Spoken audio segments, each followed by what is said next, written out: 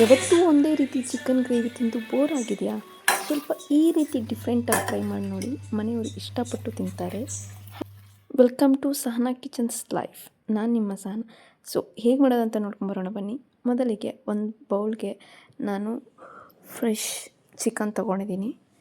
ನಂತರ ಇದಕ್ಕೆ ಸ್ವಲ್ಪ ಅರಿಶಿನ ಸೇರಿಸ್ಕೊತಿದ್ದೀನಿ, ಮತ್ತು ಜೀರಿಗೆ ಮತ್ತು ಮೆಣಸಿನ ಪೌಡರ್ ಹಾಕ್ಕೊತಿದ್ದೀನಿ. ಇದಕ್ಕೆ ಗರಂ ಮಸಾಲ ಪೌಡರ್ 1 ಟೇಬಲ್ ಸ್ಪೂನಷ್ಟು ಹಾಕ್ಕೊತಿದ್ದೀನಿ.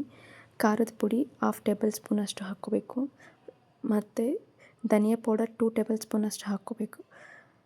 ರುಚಿಗೆ ತಕ್ಕಷ್ಟು ಉಪ್ಪು. ನಂತರ ಇದಕ್ಕೆ ಗಟ್ಟಿ ಮೊಸರು ತೊಗೋಬೇಕು. ಒಂದು 1/2 ಕಪ್ ಆದರೆ ಸಾಕಾಗುತ್ತೆ. ಅರ್ಧ ನಿಂಬೆಹಣ್ಣಷ್ಟು ಹಿಂಡ್ಕೊಳ್ಳಿ. ಇದೆಲ್ಲ ಹಿಂಡ್ಕೊಂಡಿದ್ದಾದಮೇಲೆ ಚೆನ್ನಾಗಿ ಮಿಕ್ಸ್ ಮಾಡ್ಕೊಳ್ಳಿ. ನಾನು ತೋರಿಸೋ ರೀತಿಯಲ್ಲಿ ಮಿಕ್ಸ್ ಮಾಡ್ಕೊಳ್ಳಿ. ಎಲ್ಲ ಹೊಂದ್ಕೋಬೇಕಾಗುತ್ತೆ ಮಸಾಲೆ ಎಲ್ಲ.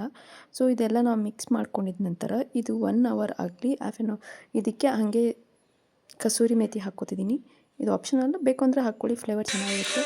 ಇದು ನೆನೆಸಿದ್ದು 1 ಅವರ್ ಇಲ್ಲ 1 ಟೈಮ್ ಇದ್ದರೆ 1 ಅವರ್ ನೆನೆಸ್ಕೊಂಡು ಫ್ರಿಜ್ಜಲ್ಲಿ ಇಟ್ಕೊಳ್ಳಿ, ಚೆನ್ನಾಗಿರುತ್ತೆ, ಮ್ಯಾರಿನೇಟ್ ಆಗುತ್ತೆ. ಈಗ ನಾವು ಒಂದು ಸ್ಟವ್ ಹೆಚ್ಕೊಂಡು ಕಡಾಯಿ ಇಟ್ಕೊಳ್ಳಿ. ನಂತರ ಇದಕ್ಕೆ ಸ್ವಲ್ಪ ಎಣ್ಣೆ ಹಾಕ್ಕೊಳ್ಳಿ. ಎಣ್ಣೆ ಹಾಕ್ಕೊಂಡಿದ ನಂತರ ಸಾಸಿವೆ,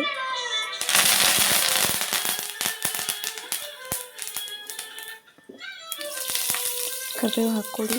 ಸಿಡಿದ ನಂತರ ಕರಿಬೇವು ಹಾಕ್ಕೊಂಡು ಈಗ ಸಣ್ಣದಾಗಿ ಕಟ್ ಮಾಡಿರುವ ಈರುಳ್ಳಿ ಸೇರಿಸ್ಕೊತಿದ್ದೀನಿ. ಉದ್ದಕ್ಕೆ ಹೆಚ್ಕೊಳ್ಳಿ, ಚೆನ್ನಾಗಿರುತ್ತೆ ಟೇಸ್ಟ್. ಇದಕ್ಕೆ ಒಂದೊಂದಕ್ಕೆ ನಾವು ಒಂದು ರೀತಿ ಕಟ್ ಮಾಡ್ಕೋಬೇಕಾಗುತ್ತೆ. ಈರುಳ್ಳಿ ಒಂದೊಂದು ಫ್ಲೇವರ್ ಕೊಡುತ್ತೆ. ನಾವು ಕಟ್ ಮಾಡೋ ರೀತಿಯಲ್ಲೂ ಇರುತ್ತೆ ಫ್ಲೇವರ್ ಟೇಸ್ಟ್ ಅನ್ನೋದು. ಸೊ ಈ ರೀತಿ ಕಟ್ ಮಾಡ್ಕೊಂಡಿದ್ದೀನಿ. ಇದಕ್ಕೆ ಚಕ್ಕ ಲವಂಗ ಅನ್ನೋದು ಸೇರಿಸ್ಕೊತಿದ್ದೀನಿ. ಇದೆಲ್ಲ ಹಸಿ ವಾಸನೆ ಆಗೋ ತನಕ ಫ್ರೈ ಮಾಡ್ಕೊಳ್ಳಿ. ಈಗ ಶುಂಠಿ ಬೆಳ್ಳುಳ್ಳಿ ಪೇಸ್ಟ್ ಹಾಕೋತಿದ್ದೀನಿ. ಇದು ಹಾಕ್ಕೊಂಡು ಕಲಿಸ್ಕೊಳ್ಳಿ ಚೆನ್ನಾಗಿ. ನಾನು ತೋರಿಸಿರ್ತೀನಿ. ಇವಾಗ ನಾವು ಮ್ಯಾಗ್ನೇಟ್ ಮಾಡ್ಕೊಂಡಿರ್ತೀವಲ್ವ, 1 ಅವರ್ ಫ್ರಿಜ್ಜಲ್ಲಿ ಇಟ್ಕೊಂಡಿರುವ ಮಿಶ್ರಣವನ್ನು, ಚಿಕನ್ ಮ್ಯಾಗ್ನೇಟ್ ಮಾಡ್ಕೊಂಡಿರೋದು ಹಾಕ್ಕೋತಿದ್ದೀನಿ. ನೋಡಿ, ನಾನು 250 ಗ್ರಾಮ್ಸ್ ಟು 300 ಗ್ರಾಮ್ಸ್ ಅಷ್ಟು ಚಿಕನ್ ತೊಗೊಂಡಿದ್ದೀನಿ. ಅದಕ್ಕೆ ನಾನು ತೋರಿಸ್ತಿರೋ ಮಸಾಲೆ ಹಾಕ್ಕೊಂಡ್ರೆ ಆಯಿತು, ಚೆನ್ನಾಗಿರುತ್ತೆ.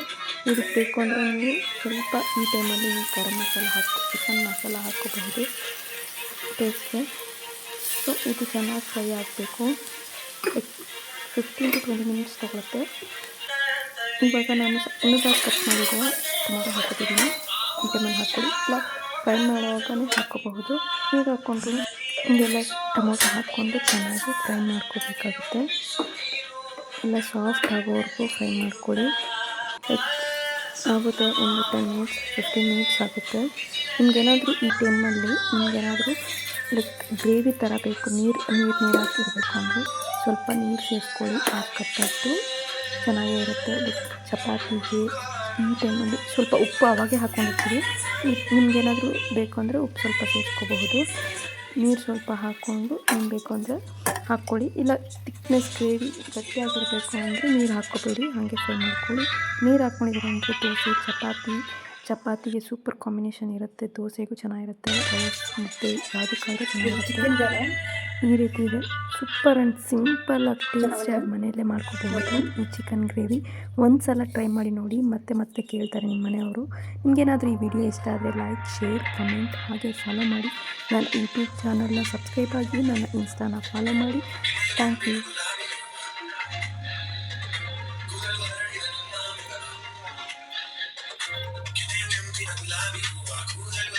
ಟೇಸ್ಟ್ ಮಾತ್ರ